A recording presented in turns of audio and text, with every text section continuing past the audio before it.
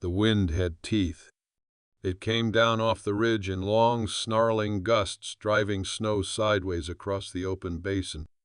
By morning it had buried the fence posts and silenced even the river, which now sat locked beneath a skin of ice 2 inches thick. The air snapped against his face as he moved layer by frozen layer, cutting past the wool scarf around his neck. Elijah leaned into the storm boots, crunching through drifts so high they swallowed his knees. His left hand clutched the rope line he'd strung from the barn to the house. Without it, he'd be dead by now, swallowed by the white and lost in his own front yard like those poor bastards you read about in the paper come spring thaw. He couldn't feel his fingers. Hadn't for a while, and he didn't know if it was frostbite or just the body's quiet resignation. Pain had its own logic out here. At the door he paused, not because he wanted to, but because the weight in his chest had started to feel like a clamp turning tighter. He closed his eyes, breathed in hard through his nose, and opened the door with his shoulder. The warmth hit him like a betrayal. Inside was quiet, the sort of hush that didn't comfort. Just stove heat ticking in the corners and the smell of pine smoke clinging to every board. He peeled off his gloves, dropped them by the fire, and rubbed his hands together without looking at them. A man learned to stop looking. Nothing good ever came from studying what the cold had done. On the table sat a mug still half full. Her mug. He sat down slow, one leg dragging. The bones in that knee had never set right after the fall off Clyde's gelding 4 winters back, and now with the cold it ached in a deep way, like something reminding him he'd never leave this place whole. She'd been gone 3 days. Took the mule and a sack of feed, said she was going to check on the Johnsons. Said she'd be back by nightfall. But the storm came hard fast, just like always. He should have stopped her. He should have known. He picked up the mug and held it in both hands, feeling the last of its heat. She always drank it too sweet, like she was trying to make this place taste like something else. Outside, the storm howled like a dying thing. It didn't care about her or him or anyone. And yet, he stood, grabbed the saddlebag, and filled it with jerky matches and a pair of dry socks. He didn't think, didn't make a plan. Just moved. There were things a man didn't weigh. He saddled the mare in silence, breath fogging up around his face. The wind bit into him like glass. He adjusted the scarf, pulled down his hat, and led the horse out through the break in the fence where she'd gone. The trail was gone, erased. Only the memory of where it had been, and the gut pull of instinct led him forward. He rode straight into the teeth of the wind. By the time he reached the bluff, both horse and rider were coated in ice. The mare's flanks steamed beneath her blanket, and her breath came in short, hard puffs that disappeared into the white. Elijah dismounted, his knees buckling before he caught himself. He tied her off to a stand of frozen scrub and crouched beside the outcrop, eyes scanning the ridge below. Nothing. Just the same cruel sweep of land, white and stripped bare. It went on forever. Snow swallowed the shapes of things, fences, trees, the road, and made fools of men who trusted what they thought they remembered. But he wasn't looking for a road. He was looking for her. He wiped his face with a cracked glove and squinted. Then, like a needle in wool, a shape tugged at the corner of his vision. Something dark and low, half lost in a drift near the edge of the tree line. He slid down the hill, boots punching through the crust until he reached it. A blanket, stiff and rimmed in frost. He dropped to his knees. "Josie," he said, but his voice cracked and broke. She was curled beneath the blanket, face turned toward the trees. A dusting of snow crusted her lashes. One arm was wrapped tight around her ribs. The other was buried beneath her, stiff at the wrist. She was breathing. Barely, but it was there. He fell forward, trying to wrap her in his arms, but his limbs wouldn't work right. So he just held her with what little strength he had, pressing her face to his chest, calling her name like maybe it would carry into the marrow of her bones and pull her back. It took him half an hour to get her up on the mare. Another 2 to find the strength to climb up behind her. He rode with her slumped against him, his arms around her waist, whispering nothing words into her ear, just to keep her tethered. When the cabin finally rose out of the storm like a ghost, he cried, "Not loud, not wild. Just let the tears fall warm tracks down a face gone numb." Inside, he stripped her coat, unwrapped her hands, laid her by the fire and rubbed her limbs until the color started to creep back. He made broth and held the spoon to her lips, coaxing her to swallow. She didn't speak for hours, just lay there, eyes fluttering, breath shallow. But when she finally turned her head and looked at him, really saw him, her lips parted. "I tried to come back," she whispered. "I know. I thought I could beat it." "I know," he said again, brushing a piece of hair from her cheek. "You almost did." And something in her face, some taut, bitter line, let go. "Not all the way. Not yet. But enough." Outside, the storm lost its voice. The wind quieted to a moan. Snow still fell, but softer now, like the land was exhaling after a long, angry breath. He stayed by her side all night, feeding the fire, holding her hand, not praying exactly, he didn't believe in that, but making the kind of promises a man makes when there's nothing left to offer but his own stubborn will. She would live. He had to believe it, subscribe, and let the journey keep unfolding. Morning came in blue light, pale and slow, like a secret slipping through the cracks of the shutters. Elijah hadn't slept. He sat hunched near the fire, one hand wrapped around a tin mug gone cold, the other resting lightly on her shoulder. Josie stirred. Just once, a small motion of her head against the blanket, but it was enough to lift something inside him that had sat heavy all night. "Water," she murmured, barely audible. He scrambled to pour a cup from the kettle, held it to her lips. Her hands trembled when she tried to take it, so he kept holding it for her. She drank slow and careful, then fell back onto the pillow with her eyes closed. The silence stretched. He didn't ask questions. Not yet. Later, when her voice came again, it was rough with cold and weariness. The Johnson place was empty. He looked at her. Empty. Gone. All of it. Like someone tore the roof off and scattered it to the wind. He thought of Josie out there standing alone in that wreck, calling out into nothing. He looked down at the calluses on his hand, at the red raw cracks splitting the skin, and felt the sharp twist of guilt. "I shouldn't have let you go," he said. She opened her eyes. They were glassy rimmed in red, but they met his. "You didn't let me?" "I went." He nodded once. "Fair enough." The fire cracked behind them. A coal collapsed inward, flaring orange before dimming. He stood to throw on another log and moved stiffly, like his joints had been welded in the night. "I walked for miles after," she said, voice drifting.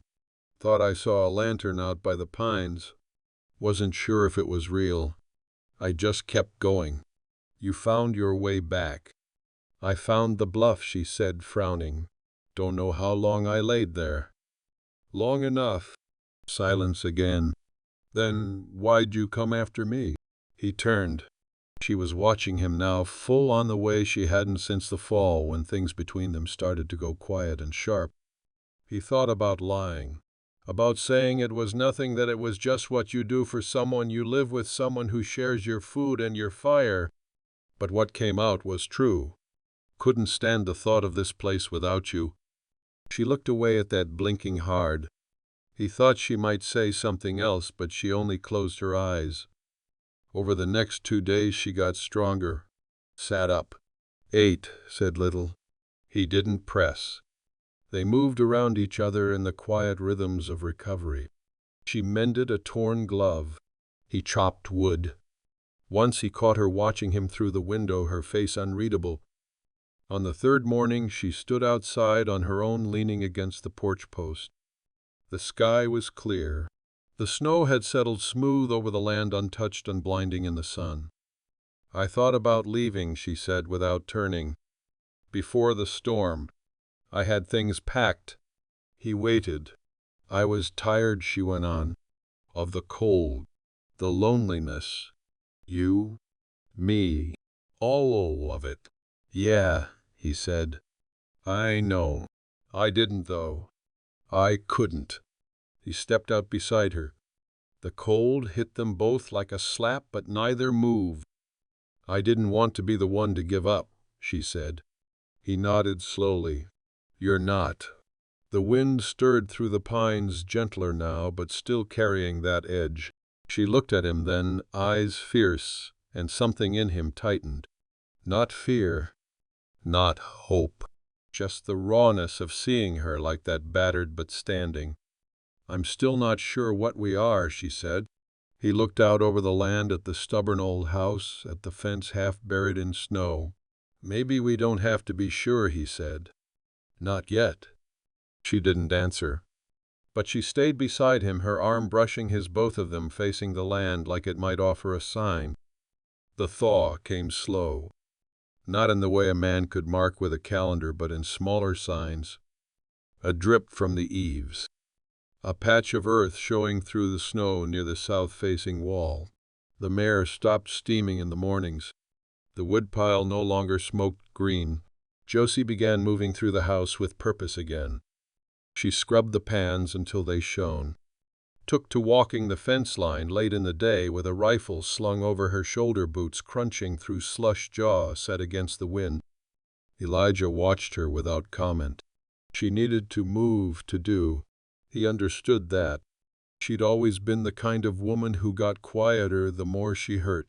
Still, things between them stayed careful. There were no sharp words, no raised voices, but there wasn't laughter either.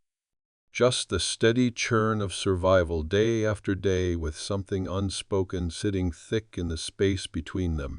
Then one night over stew and cornbread she asked, "Why didn't you ever go back east?" He didn't answer right away. Took his time chewing, then set his spoon down. "Nothing left there," he said. She looked at him from across the table. "That's not a reason. That's an excuse." He met her eyes. They held steady now, stronger than they'd been. "Maybe I was afraid I'd turn into what my old man did. Sitting behind a desk talking about land he never touched." She gave a slight nod. "Your father was a judge, wasn't he? Federal Circuit. Wore that robe like a badge in a coffin." She smirked. "You ever think maybe this place is your robe?" That stung. Not because it wasn't true, but because it hit too close to something he hadn't said out loud. "I think this place keeps me honest," he said finally. She leaned back in her chair, folding her arms. "Or keeps you stuck." They didn't speak after that. Just cleared the dishes and went on with the quiet. But that night he found himself sitting on the porch long after the fire died down, staring out at the dark. The moon was up, a thin slip of light catching on the edge of the barn roof. Somewhere out in the field a coyote barked once, then fell silent. He didn't hear her come out. "You ever miss being around people?" she asked behind him. "Sometimes." "I used to," she said. "But lately I think I just miss being known." That did something to him. He looked over and saw her leaning against the doorway, arms wrapped tight around herself. "You are known," he said. "Least by me." She gave a faint laugh. "That's a start." She came to sit beside him, close but not touching. They sat like that a long while, the chill creeping into their boots, their silence not empty now but full of something waiting to be spoken. Finally she said, "If I stay through the spring, I want to plant something." He turned to her. "Like a garden?" "No," she said. "Something harder to kill." He nodded, the warmth behind his ribs spreading slow and deep. "All right," he said. "We'll find a way." And for the first time in a long while, she smiled. Not the small, tired kind. A real one. The kind that reaches through everything winter left behind. By April the earth had softened enough to take a shovel. They worked side by side, turning over the frozen crust where the ground met the edge of the pasture. Josie's hair stuck to her temple, damp with sweat, and Elijah's back ached by mid-morning, but neither complained. They were quiet in the way two people get when they've learned how to labor together, passing tools without asking, pausing only to wipe a sleeve across a brow or sip from the dented canteen. They cleared a strip 10 yards long, the soil black and cold beneath the thawed layer. She knelt in the dirt, running her fingers through it like she was trying to remember something. "You said something harder to kill," he said, nudging her with the toe of his boot. "I did." She looked up at him. "Roots. Things that stay." He nodded and handed her the small cloth bag he'd dug from the back shelf. Inside were seeds-worn packets with faded labels, some so old the corners had crumbled. She took her time sorting through them, then held up a packet of beans. "These'll do." He watched her press each seed into the earth, slow and careful, like planning a prayer. He didn't say anything. Didn't have to. The sun rose higher. By noon they'd finished. She stood and brushed the dirt from her hands, her face streaked but clear-eyed. Later, over coffee on the porch, she said, "I never thought I'd end up here." "Neither did I," he said. She looked out over the land. "Do you ever regret it, choosing this?" He thought about the question for a while. "No, not the land, not the quiet, not even the hard parts." She turned to him. "What about the loneliness?" He looked at her, then really looked. At the fine lines around her mouth, the way the light caught her hair, the strength that clung to her now like the scent of pine. "I did," he said, "but it doesn't feel the same anymore." She reached for his hand, tentative, like it might break if she held it wrong. He laced his fingers through hers. "There's someone coming in from town next week," he said. "Circuit rider, marriages, land papers, all that." She raised an eyebrow. "Is that your way of asking?" He shrugged, not smiling. "It's my way of saying I want you to stay. Not just for spring. Not just for the garden." She was quiet a long time. "Then all right. All right." "I'll stay," she said, and this time the smile came easy. "But only if I get to choose the paint color when we finish the roof." He chuckled. "Even if it's blue." "Especially if it's blue." And just like that, something solid clicked into place between them. Not perfection. Not magic. Just something honest. Something real. That night, as they stood on the porch, the wind picked up again, not sharp but soft, curling around them like a whisper. He pulled her close arms around her waist, her head against his chest, and in that moment, with the stars pressing down and the land breathing beneath their feet, Elijah knew the storm hadn't broken them. It had made them. The morning of the wedding came without ceremony. No guests. No dress. Just Josie in a clean flannel shirt and Elijah with his hair combed back too tight. The circuit rider showed up in a wagon that leaned hard to the left, his breath fogging in the cool air as he stepped down with a thin book under one arm. They stood under the cottonwood by the well. The branches were just beginning to bud, a faint green that caught the light like hope. Josie's hand trembled once when Elijah reached for it, but she didn't pull away. The words were simple. So was the vow. No rings. Just a quiet exchange of names and a promise made in voices low and steady. Afterward, the preacher nodded once and packed his things. Didn't linger. Men like him moved on quickly. He left them standing alone, the wind catching at the hem of her shirt, the silence thick with meaning. Josie didn't speak, just rested her forehead against Elijah's chest and closed her eyes. He wrapped his arms around her and held her there for a long time. That afternoon they returned to the garden. She had tied a scarf over her hair, kneeling to check the sprouting beans. Tiny shoots had begun to press through the dirt, thin, fragile things, but alive. "They made it," she said, brushing a bit of soil back over the roots. "So did we," he answered, crouching beside her. She looked at him sideways. "You think it'll last?" "I think it already has," he said. Spring moved on. The sun lingered longer in the sky, and the mornings no longer bit with cold. Josie built a chicken run behind the shed. Elijah patched the roof with salvaged shingles and blue paint she picked out from a catalog in town. They kept their distance from folks at first, not out of pride but habit. Then one day a neighbor's boy got thrown from a horse, and Josie rode 2 hours to help stitch the gash in his leg. After that, people started waving when they passed the ranch. Sometimes even stopped by with eggs or oil or questions about planting. Elijah found himself laughing more. Not loud, not often, but real. He caught her humming while she worked once. She pretended not to notice. By midsummer, she had a swell beneath her shirt that made her walk different. He didn't say anything right away, just watched her in the mornings, hand resting on her stomach, gaze far off. One night, while they sat on the porch with the crickets hollering in the grass, she leaned against him and whispered, "I'm scared." "I am too," he said. And that was enough. They didn't talk about names. Not yet. But he started building a cradle in the shed with scrap pine, sanding the edges smooth in the evenings when the heat let up. The baby came quiet, just like the wedding, just like everything else between them. No drama, no panic, just pain and breath, and then the wet cry of something brand new. Elijah held the child in his arms as the sun came up, casting golden light across the bed and Josie's tired, smiling face. A boy. He didn't weep, but his hands shook. Later, they buried the afterbirth beneath the cottonwood where the wind never stopped moving and the roots had already begun to spread wide beneath the ground.